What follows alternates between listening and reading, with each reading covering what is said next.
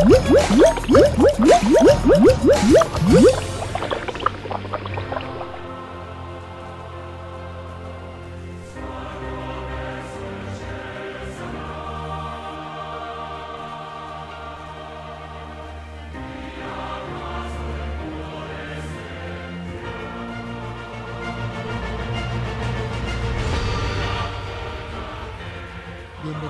a esta nueva temporada.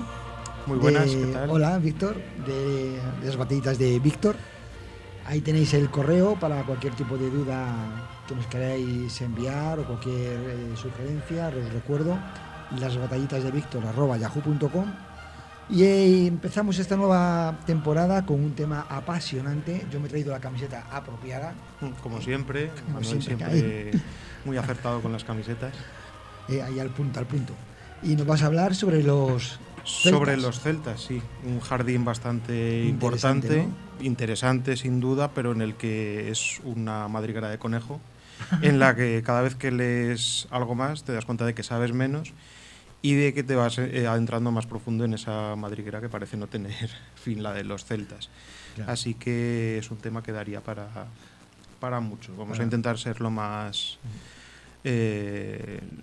sencillos posible, sin dejar de ser rigurosos, por supuesto. Y luego a ver si al final llegamos con claridad a saber si realmente... Conclusiones, tampoco esperes mucho. Sí. O sea, a mí desde que me dijeron que los celtas no existían, a mí casi me daba como siempre, ¿no? Como los vikingos, como los fenicios, no existe ninguno. Bueno, vamos allá. Introdúcenos en el tema. Bueno, pues los celtas. Cuando hablamos de los celtas, pues a todos nos viene a la mente pues imágenes populares, ¿no? Que tenemos de que eran un pueblo que vivían en la antigua Europa, ¿no? En la antigüedad, que habitaban en el occidente de Europa, en zonas como lo que hoy es Francia, las Islas Británicas, y que han llegado hasta nuestra cultura popular pues de muchas formas, ¿no? Por ejemplo, pues sin ir más lejos, hay equipos de fútbol que tienen su nombre los celtas, ¿no? Como el Celta de Vigo o como el Celtic de Glasgow o los Celtics de la NBA. Eso es. Es decir, que es un nombre que tenemos en nuestra cultura popular muy cerca, o también pues antes había marcas de tabaco, ¿no? Como los celtas, marcas de leche, ¿no? La leche celta. Ajá. Bueno, hasta un grupo de música. Grupos de música, efectivamente, celtas cortos. Sí. Así que es un término que en nuestro mundo más cercano lo hemos visto mucho y todos tenemos esa imagen de un pueblo antiguo, ¿no? Que vivía en Europa y que se dice que eran bastante fieros, ¿no? Que eran guerreros, belicosos, que eran bastante salvajes, y esa imagen nos viene sobre todo, pues como siempre, la mayoría de las veces, del siglo XIX. Bueno, siglo XVIII para ser más exactos, de lo que se llama la celtomanía romántica. O sea, el romanticismo ese que buscaba las raíces de Europa en un pasado idílico, salvaje, mágico, y los celtas representaban ese mundo. También muy conocido el cómic de Asterix y Obelix, ¿no? Ahí lo tenemos. Sería la representación de un pueblo celta, ¿no? De los galos, que se han convertido pues en el pueblo celta más famoso en el mundo de los cómics, ¿no? de la novela gráfica, a través de Agostini y Uderzo, y con todas las aventuras que nos acercaban a este mundo que, como veremos, pues tiene mucho que ver con el mundo celta. Esa representación del siglo XVIII pues se ha ido transmitiendo hasta llegarnos a nosotros pues con estos ejemplos de la cultura popular, y sin más lejos pues ahí tenemos el cómic más conocido de los galos. Sin embargo, si nos tenemos que ir a la realidad, ¿no? A la arqueología, a la historia, pues el concepto de celta es muy complejo, que ahí es donde entramos en el jardín de qué es celta, de dónde vienen, y podemos llegar a la conclusión pues más extrema de que realmente no existen los celtas, pero no vamos a ser tan extremos. Como yo no le digas eso. Los celtas tienen que existir. Aunque bueno, si alguien no está de acuerdo, que nos lo ponga en los comentarios o en el correo, que nos haga llegar sus inquietudes o su enfado con nuestras posiciones. Pero vamos a empezar hablando pues un poco de dónde estarían los orígenes de estos celtas. porque la arqueología, pues como ya hemos dicho muchas veces en este programa, empieza en el siglo XIX, la arqueología como disciplina, e identifica a unas culturas de la Edad del Hierro, en torno al 1200 al 500 a.C., que comparten una serie de características, sobre todo dos yacimientos, que son el yacimiento de Hallstatt en Austria, que correspondería al bronce final y principio de la Edad del Hierro. Ese yacimiento ya ha salido en este programa unas cuantas veces. Sí, donde tenemos tumbas de guerreros, con objetos, bueno, primero de bronce, luego de hierro. Y sobre todo, ahí tenemos el yacimiento de Hallstatt, con eso son la representación de la necrópolis de Hallstatt, ¿no? Con tumbas de guerreros con ajuares funerarios, con armas, con joyas, con material metalúrgico. Y el otro yacimiento clave sería el de Latén, que está en el lago de Neuchâtel, en Suiza, y que sería la pieza clave en la que los arqueólogos del siglo XIX identificarían estos dos yacimientos, sobre todo a Latén, con esa cultura celta, o ese término de los celtas que ya relataban en sus obras, en las fuentes clásicas de griegos y romanos. Y la arqueología del siglo XIX lo que haría sería reproducir esta idea de guerreros sanguinarios, ¿no? Que es la que había llegado hasta el siglo XIX proveniente de las fuentes clásicas. Y estas investigaciones arqueológicas lo que hicieron fue pues tomar solo, como muchas veces pasa, lo que les interesa, ¿no? Las armas, los objetos de hierro, las espadas, las puntas de flecha, para atribuir que ese pueblo al que se referían las fuentes clásicas de guerreros sanguinarios coincidía con estos yacimientos del centro de Europa, ¿no? De Suiza y de Austria, con ese pueblo de los celtas, ya que el término celta pues eso ya existía desde Grecia. En Grecia tenemos la primera mención a los celtas por Hecateo de Mileto en el año 517 como un término geográfico. Hecateo es geógrafo y se refería al pueblo de los celtas como los Keltoi en griego, y los situaría al norte de Masalia. Masalia es la colonia griega de la actual Marsella. Es decir, los situaba en Francia, en lo que era la Galia. Por lo tanto, coincidían con esa cultura de Latén que se había descubierto en el siglo XIX. El término de Keltoi, hay debate también de dónde puede provenir.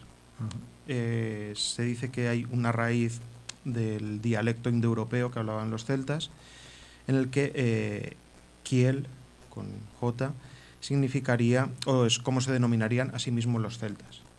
Es decir, que los griegos tomarían esa raíz y utilizarían el mismo término que utilizaban los celtas para denominarse a sí mismos. O la raíz kel, o keltoi en griego, significa los altos, como un epíteto que les daría por sus características físicas. Sí. Pero vamos, más allá de eso, el término keltoi lo inventan los griegos, realmente.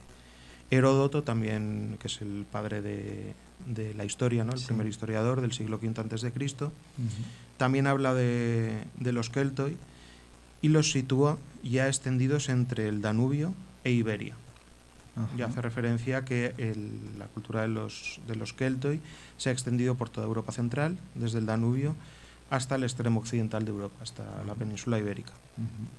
Y el que mejor conocedor de los celtas fue el emperador, aquí ya he metido la gamba, ¿no? Julio César, ¿no? El dictador que luego sí que dio origen al Imperio Romano, ¿no? Al primer emperador, en el siglo I a.C., en su obra La Guerra de las Galias, es el referente para conocer a estos pueblos celtas, porque en las fuentes latinas, en vez de keltoi, se utiliza el término gali, que serían los galos. Gali o keltae, que serían sinónimos. O sea, que era como sinónimos, entonces. Sí, gali y keltae serían sinónimos, de ahí verían los celtas. O sea, galo y celta para los romanos sería exactamente lo mismo. Entonces, en esta guerra de las Galias, Julio César dice que los Galli, lo nombra en latín, se llamaban celtas a sí mismos. O sea, utiliza Celtae para referirse al término que utilizaban los celtas para referirse a su propio pueblo. Es decir, que se refuerza esa teoría de que viene del idioma celta, ¿no? Del indoeuropeo, esa denominación. Y ya por último, Estrabón, como geógrafo en el siglo I a.C., es el que nos habla de los Celtiberi y los Celtici en la península ibérica. Cuando Estrabón hace su relación de pueblos de la península ibérica, habla de estos dos, a los que diferencia en la península ibérica de los íberos y de los lusitanos. Que los lusitanos siempre se habían considerado dentro de ese ámbito cultural celta, pero como vemos y como también las investigaciones han demostrado, los lusitanos no tenían la misma raíz que los celtas. O sea que Estrabón ya diferencia entre Celtiberi, Celtici y íberos, evidentemente, y lusitanos. O sea que de momento hay celtas. Y me llama la atención poderosamente, además, que en ningún momento estamos hablando de las islas. O sea, claro, ya hablaremos de las islas. Ahí lo dejo, o sea. Sí, realmente, si pensamos en Celta aquí, hoy, claro, pensamos en Irlanda, Escocia, Gales. Sí. Pero claro, eso no apareció por ningún lado. Que... Ya veremos por qué. ¿No? Porque es curioso cómo el mundo celta es mucho más amplio y mucho más diverso que lo que concebimos en un momento. Al final, las fuentes clásicas hablan de lo más cercano a ellos y de lo más próximo, ¿no? Que en este caso, pues Julio César eran las Galias, los griegos eran el contacto que habían tenido pues con la península ibérica, y el contacto de Roma y de Grecia con el mundo británico, ¿no? Tenemos la presencia romana en Britania, que es bastante escasa, ¿no? Que digan hasta el muro de Adriano, pues no sería tan fuerte. Sí que tenemos mención de los pictos, ¿no? Que serían ese pueblo celta de lo que hoy es Escocia, que pues, se caracterizaban por esas pinturas que utilizaban en el cuerpo azules. Y por eso las fuentes clásicas pues, nos dan una idea de que el origen de los celtas estaría en Centro Europa, ¿no? Entre Francia, el Danubio. Así que esa visión de las fuentes clásicas es la que pues, durante la Edad Media ya se abandona pues, todas estas fuentes, desaparecen los celtas pues, con la dominación romana, y va a ser en el siglo XVIII cuando se vuelva a reactivar el interés por el mundo celta, que es cuando el nacionalismo pues, empieza a buscar en el pasado las raíces pues, de las naciones europeas. Siglo XVIII finales. Finales del siglo XVIII y principios del XIX. Nacionalismo romántico pues empieza a buscar unas raíces para los pueblos europeos, para las naciones, y también comienzan los estudios lingüísticos, cuando se identifica que las lenguas celtas, ahora sí de las islas, ¿no? el gaélico, el irlandés, ¿no?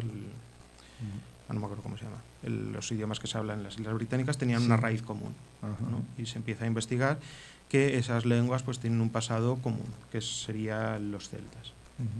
Y de ahí empiezan a tirar del hilo para identificar cuál era el origen de estas naciones, ¿no? Y lo identifican con el pueblo celta, con esas fuentes latinas y griegas que hablaban de este pueblo. El término estaría fundado la primera vez que se utiliza el término, digamos, de celta, que hoy entendemos como celta, sería en 1707, o sea, a principios del siglo XVIII, con Edward Louis, que era un inglés, que es el que comienza los estudios lingüísticos, más que como un término, pues, al final, nacionalismo y lingüística, siglo XVIII, siglo XIX, van muy, muy unidos, ¿no? Se buscan los orígenes nacionales en una lengua común, ¿no? Y unos orígenes comunes. Y los estudios de esta celtomanía romántica establecen la diferencia entre dos familias de lenguas celtas. Estarían los celtas insulares, es decir, el britónico y el gaélico, y los celtas continentales. Sería el galo y el celtíbero, que son las únicas lenguas de las que tenemos alguna referencia en la actualidad.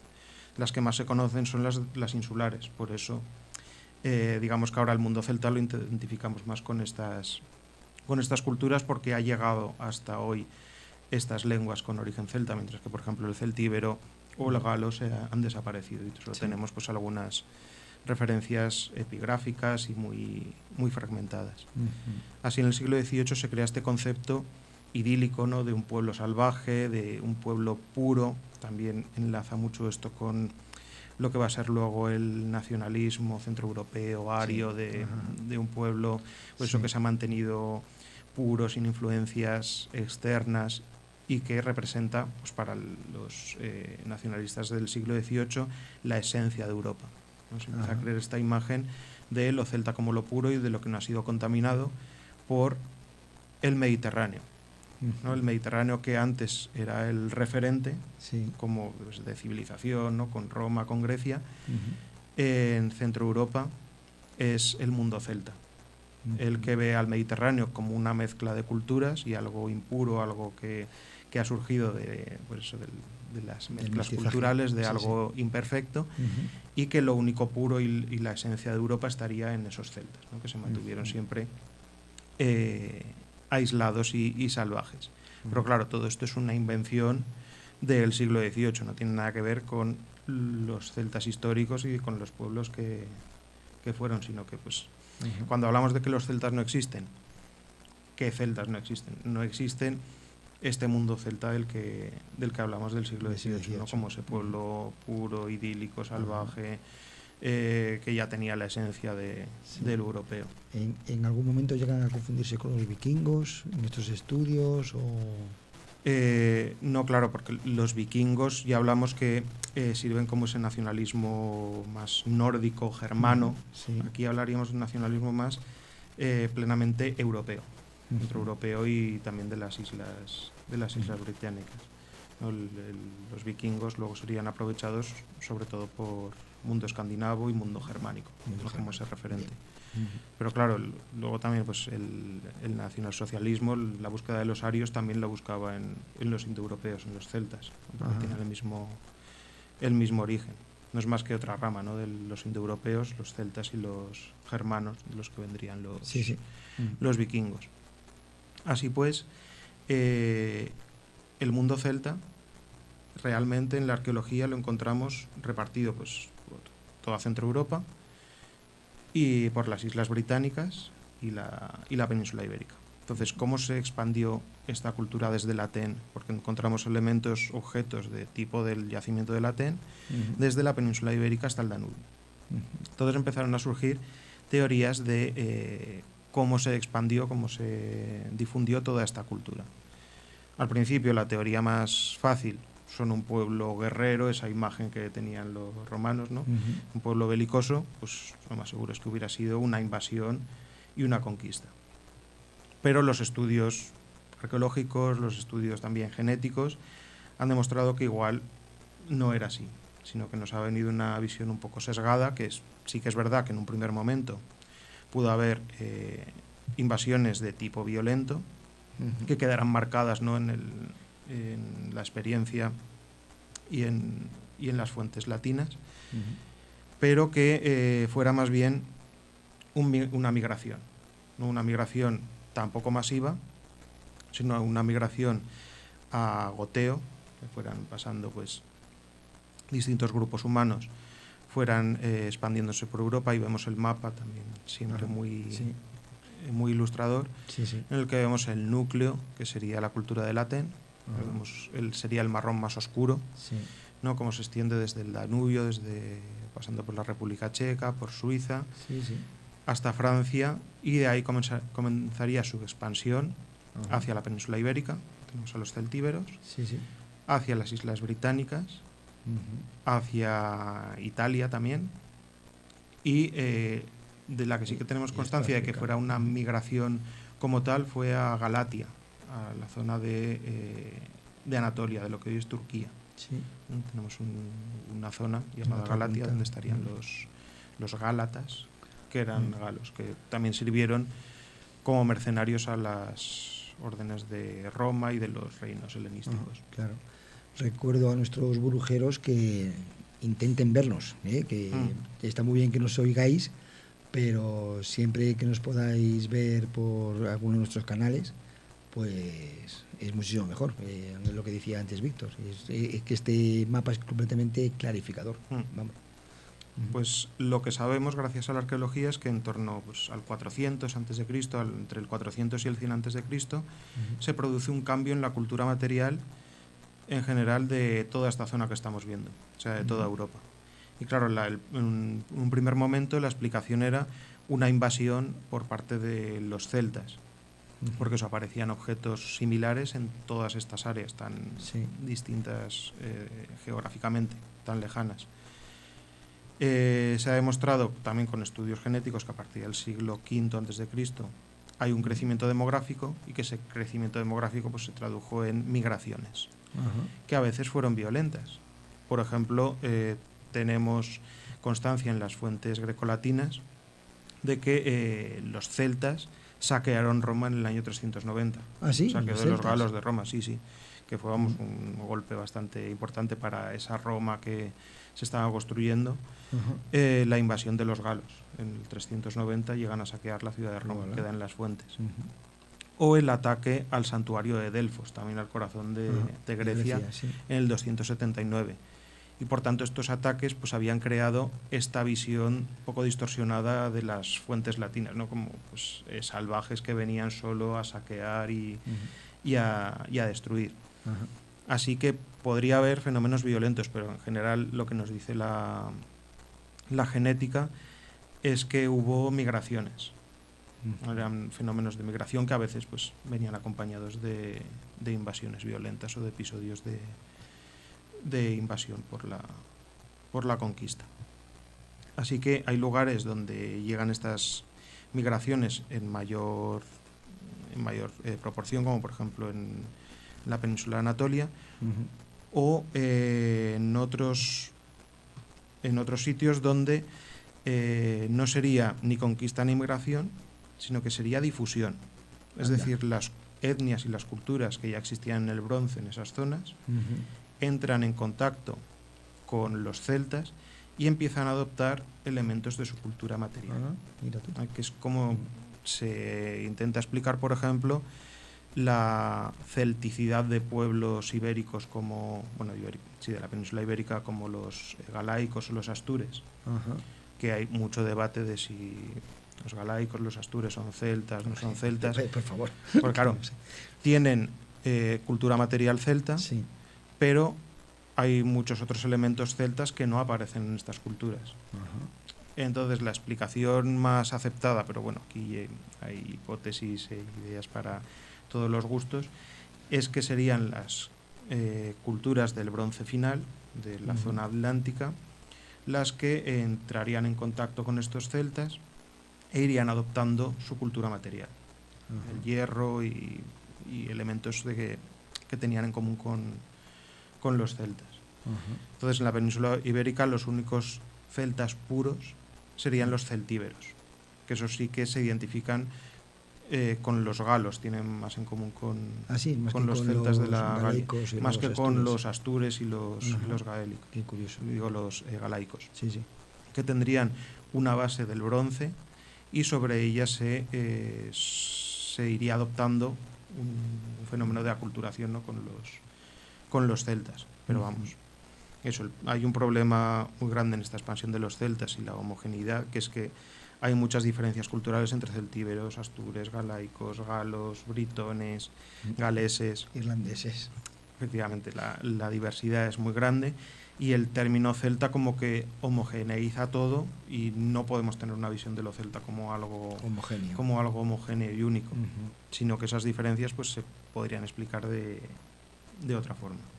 Aquí viene una teoría muy curiosa que no está muy aceptada en la comunidad científica, le han metido palos por todos sitios, que es la teoría del origen ibérico de lo celta. Que no estuviera en Centro Europa, que estuviera en la península ibérica. A mí me cuadra, vamos, perfectamente. Es una teoría que primero la lanzó un español llamado Ramón Sainero, creo que es, y que luego sería reformulada por Koch. Y esta teoría es los celtas desde el oeste, que establece que habría una cultura protocelta que nacería por el contacto entre pueblos de la fachada atlántica en el bronce.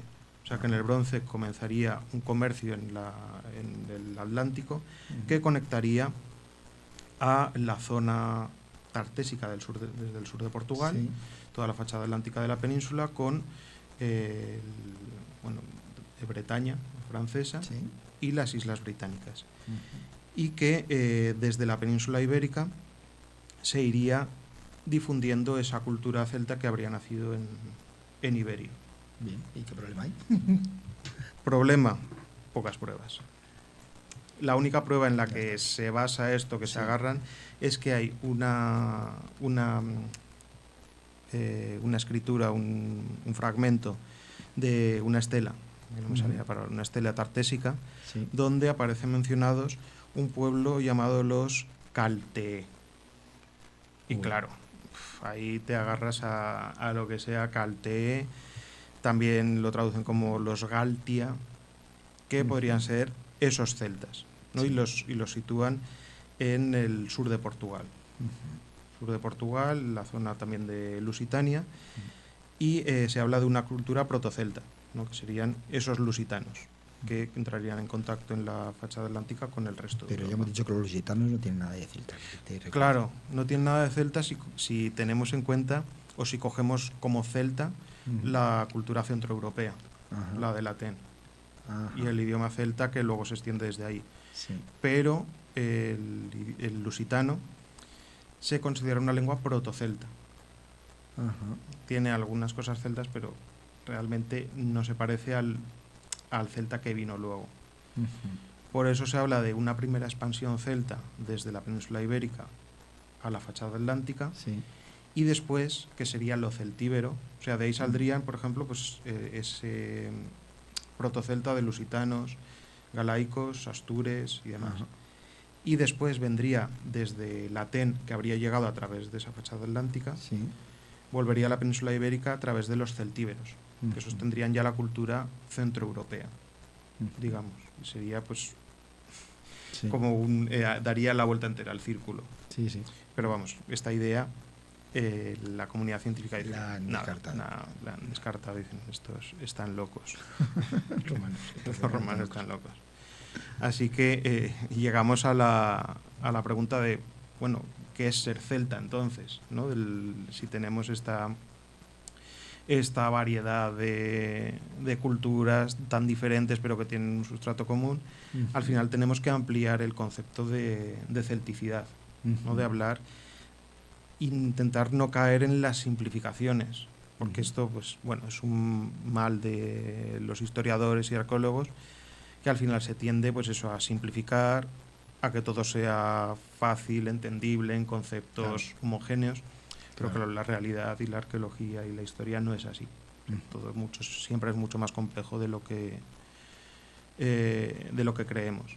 Así que lo más acertado sería en la actualidad hablar no solo de lo celta como algo homogéneo y de algo que se expande, sino de diversas áreas celtas que tuvieran un sustrato común, un sustrato cultural común, pero que luego tuvieran una evolución completamente diferente y que daría lugar, pues, a estas diferentes características y a estos elementos que encontramos en unas culturas sí y en otras no.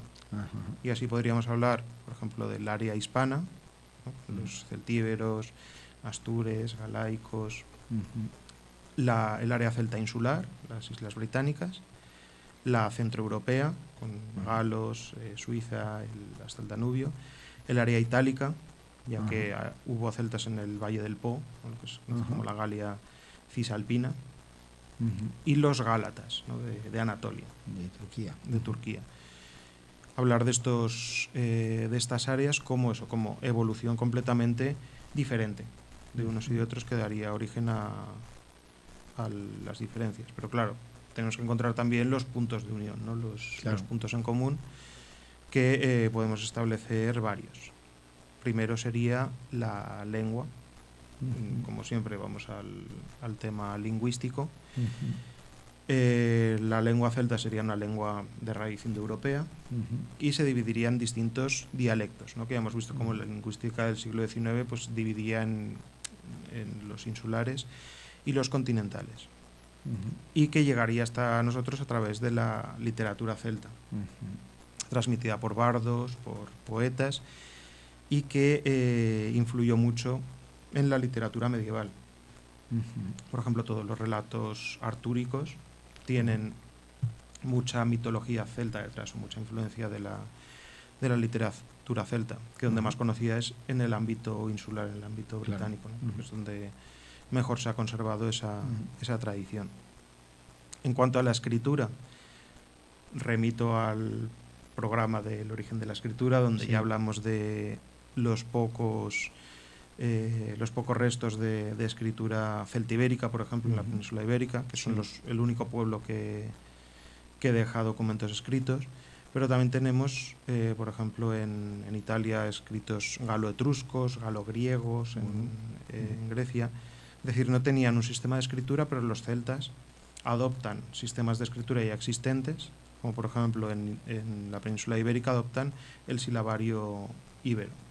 En Italia el alfabeto etrusco o el alfabeto griego, se adaptan los propios sistemas de escritura a su lengua.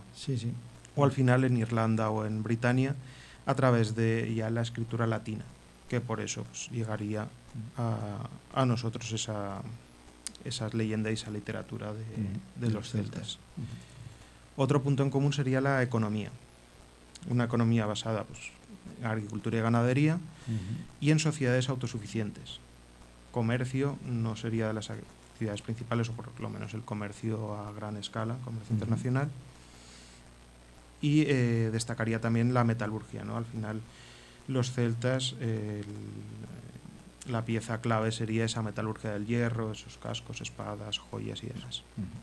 El arte estaría integrado pues, sobre todo por elementos ornamentales como las joyas, con intrincados diseños hechos con metales, con orfebrería y con la cerámica. Ahí tenemos un ejemplo de un torque, que es uno de los ejemplos ¿no? más característicos de estos pueblos celtas. No es exclusivo porque también los vikingos utilizaban este tipo de joyas. Lo estuve viendo. Pero se considera pues una de las piezas más características del pueblo celta, ¿no? El de los torques, que serían también un símbolo de prestigio social. Ahora hablaremos también de la sociedad, cómo las joyas marcaron mucho la jerarquía, ¿no? en la sociedad celta.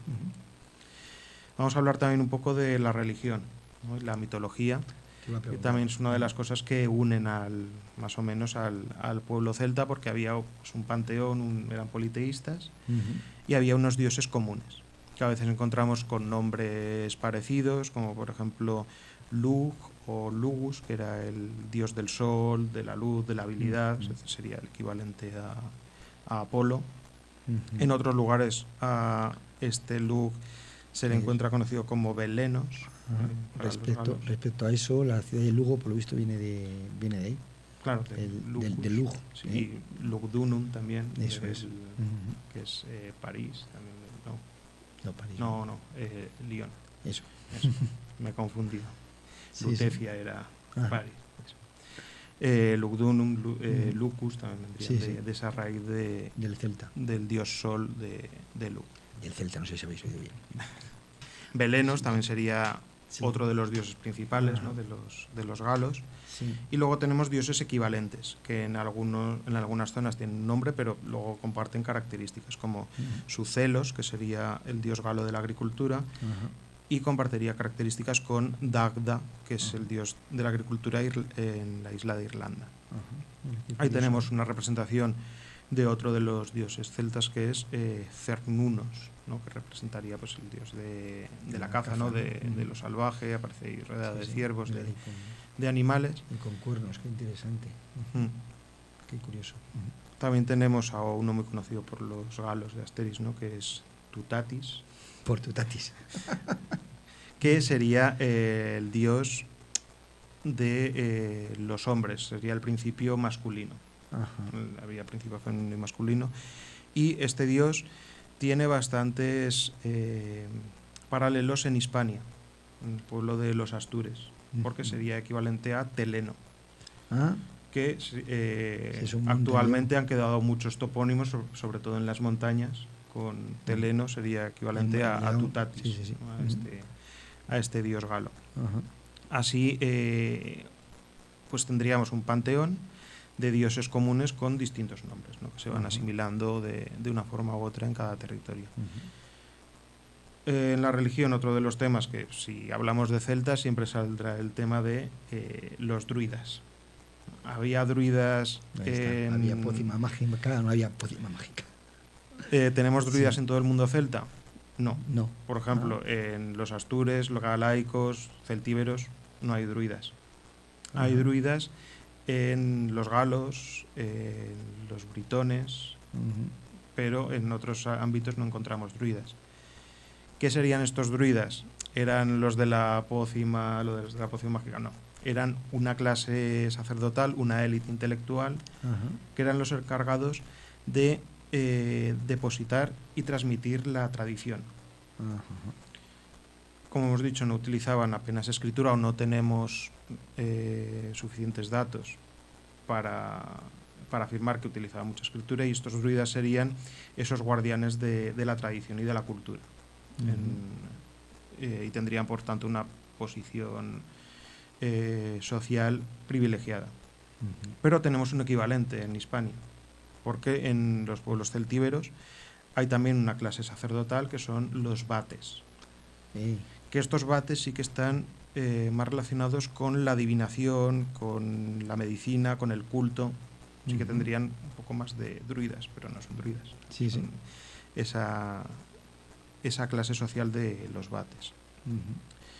En cuanto a los ritos, ahí teníamos en la representación esta de Cernunos, se hacían sacrificios. Sacrificios animales a los dioses, ofrendas. A veces también eran sacrificios humanos, sobre todo de prisioneros de guerra. Se mostraban las cabezas de los enemigos cortadas en las batallas. Y estas ofrendas se acompañaban casi siempre, estos ritos, de hogueras.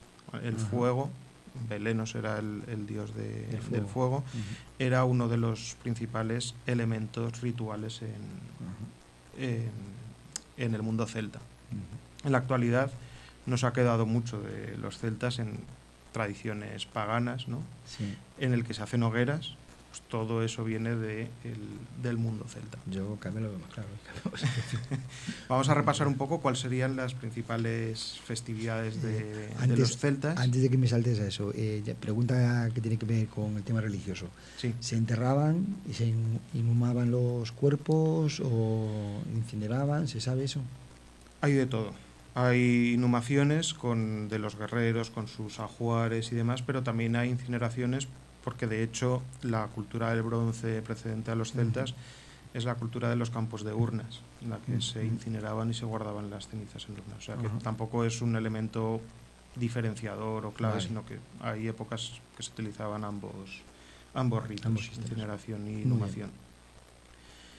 Y respecto a la religión, pues eso, las 4 grandes fiestas de los celtas eran el día de Imbolc, el 1 de febrero, que era cuando ya lo peor del invierno había pasado. O sea, era el punto medio entre el solsticio de invierno y la primavera. Y ahí se celebraba ya que había pasado lo peor. O sea, que ya la primavera estaba a la puerta. Luego estaba el 1 de mayo, que era la fiesta de Beltane, del dios Belenos, que era el inicio del verano. Es decir, el solsticio de verano, lo que hoy diríamos San Juan, ¿no? También con las hogueras, pues Beltane era la fiesta del fuego, la fiesta de Belenos, con esas hogueras que celebraban el inicio del verano. Luego tenemos Lugh Nasab, que es la fiesta de Lugh, que sería el 1 de agosto, el que se celebraba la primera cosecha. Y la fiesta de la última cosecha, que la tenemos a la vuelta de la esquina, es el Samhain. Hombre, Samhain. Que el Samhain es lo que hoy conocemos como Halloween, ¿no? ¿Qué es Halloween? Pues es Samhain, viene del Samhain, ¿no? Del 31 de octubre, esa noche en la que se celebra el fin del verano Y era una noche en la que las leyes de la naturaleza había un caos en el que los humanos podían visitar el mundo de los muertos y los muertos podían visitar el mundo de los vivos. Entonces hacían hogueras para espantar a esos malos espíritus y se disfrazaban también para pasar desapercibidos, para que esos espíritus no los identificaran. Se ponían cabezas de cráneos de animales, se vestían de blanco, que ahí también vendría un poco la fiesta actual de disfrazarse. ¿No? Que luego esa fiesta de Samhain pues sería cristianizada, ¿no? Como todos los santos. Con la reforma protestante volvería a ser una fiesta secular, ¿no? Que desde Escocia pasaría hasta Estados Unidos, ¿no? Y se convertiría en el Halloween. Que, por ejemplo, en la península ibérica quedan tradiciones de Samhain que no han pasado a través del Halloween estadounidense, como es en el Pirineo aragonés, por ejemplo, la Nuit d'Almetas, que se celebra en algunos pueblos de Aragón, donde se colocan también calabazas con velas en las puertas de las casas. No son para espantar, sino son más para guiar a esas almas que se pierden por el mundo de los vivos, para que sepan llegar otra vez al cementerio. En las puertas de las casas se ponen esas velas o esas calabazas para guiarlos. Así que tendríamos eso, que Halloween ha pasado por el filtro estadounidense, pero también hay tradiciones directamente de ese Samhain que quedan en la península. En Europa, en la península. Sí. Así que, como ves, muy presente en la actualidad, ¿no? Muchos de los ritos y muchas de las fiestas de los celtas. También otra de las características, ya voy acabando con esta, sería el sistema social, el sistema guerrero y clientelar. ¿No? Al final es una sociedad jerarquizada en la que el mayor estatus social se consigue a través del coraje y de la habilidad en combate. Así se establece también una red clientelar en la que, pues como en otros pueblos, por ejemplo, como los romanos, ¿no? un jefe tribal pues tenía una serie de clientes que estaban a su servicio y que establecían pues unas relaciones de protección a cambio de vasallaje, ¿no? Más o menos pues cómo funcionaba en la época. El papel de las mujeres a veces también podían ocupar posiciones de poder e influencia, es decir, que en esta sociedad jerárquica había el caso de mujeres con poder, aunque pues a menudo quedaban relegadas pues al rol doméstico, como en otras sociedades. Y las marcas de estatus eran las joyas, como hemos comentado, que marcaban pues estatus social, y los caballos. El caballo fue un elemento muy importante en la cultura celta y tenían gran reputación como jinetes los celtas. De hecho, los romanos y muchos otros pueblos los contrataban como mercenarios porque eran muy buenos como jinetes. Los romanos eran fatales, eran unos paquetes como jinetes, y por eso iban a buscar a los celtas. Y los caballos también es curioso porque tenían un papel religioso. Tienen dioses como la diosa Epona de los galos o la diosa Macha de los irlandeses, y era el dios Psicopompo. Es decir, era el dios que guiaba a las almas al más allá. Por eso, y en muchas tumbas con estos ajuares, encontramos muchas joyas o representaciones de caballos, porque era pues ese animal que los guiaba al más allá. Y por último, y para acabar, como en todo buen cómic de Asterix, vamos a acabar con un banquete. Me parece muy bien. Con estos banquetes que tenían un papel fundamental en la sociedad celta. O sea, no es casualidad que siempre las aventuras de Asterix acaben con todos reunidos alrededor de una mesa y de una fogata, ¿no? Como vemos ahí. Y el bardo, o el bate. El bardo. No, el bate era el druida. Los bardos. Estos banquetes servían para estrechar los lazos entre los aristócratas y sus seguidores, sus clientes, porque ahí compartían mesa todos. Lo que pasa es que según el estatus que tuvieras, pues ocupabas un puesto en la mesa, mejor o peor, evidentemente, y también la cantidad de carne que te tocaba. Si eras de los guerreros más ávidos, pues te tocaba más cantidad de carne. Y estaba muy bien también para exhibir generosidad. O sea, esos aristócratas estaba muy bien visto que fueran generosos con sus clientes, que cedieran parte de su carne, para que así los bardos pues les cantaran y les hicieran pues estos cánticos de alabanzas, estas cosas a los elogios. Eso es, elogiándolos. Y a veces había duelos de elocuencia. Qué bueno. En el que se tenían que repartir el mejor corte del cerdo y era a ver quién había sido mejor guerrero. Y cuentan algunas fuentes irlandesas que hubo uno que llevó directamente al banquete la cabeza de un enemigo cortada y la puso sobre la mesa para demostrar que él era el que merecía el mejor corte de carne. Luego quisieran la mejor parte del jabalí, como Beli. Ahí está. Luego quisieran salvajes.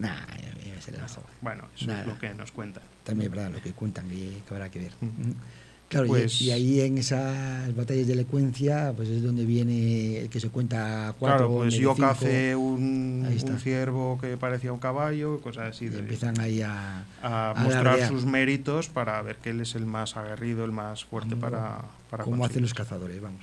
Y oye, una cosa que pensaba que ibas a hablar, ya te pregunto, porque como tenemos un poquito de tiempo todavía. Las fortificaciones, los castros, esos castros celtas, repito, claro, que en Galicia tenemos un montón. Esto viene de la última fase de los celtas, antes de la romanización, que se considera que es como una época ya de declive celta. Es cuando tenemos la mayor proliferación de este tipo de fortificaciones.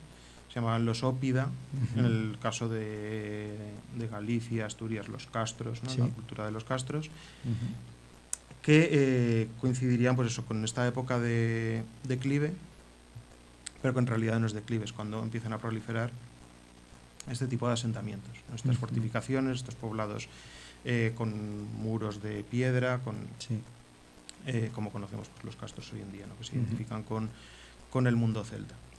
¿No? Y por eso la cultura de los castros de Galicia es celta. Pues ya hemos dicho que tampoco podemos decir una cosa u otra. Un dato más, es un dato más. Así que nada, espero que os haya... Pues a mí me ha encantado, sigo mucho más convencido que antes inclusive, ¿cómo no? Bueno, y si estáis enfadados por algo de lo que hemos dicho, tenéis el correo. El correo, que lo vamos a poner de nuevo ahí sobre impreso y que yo volveré a decir, ahí está, las batallitas de Víctor@yahoo.com. Roberto, tú no escribas, que ya hablaré contigo, ya. Sí. Ya hablaré contigo y bueno la que me va a caer de Roberto.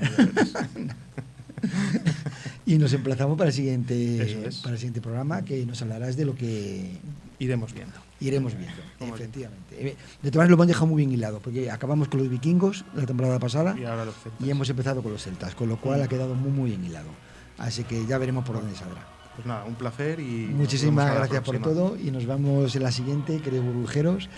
Ya sabéis, aquí en Las Botellitas de Víctor.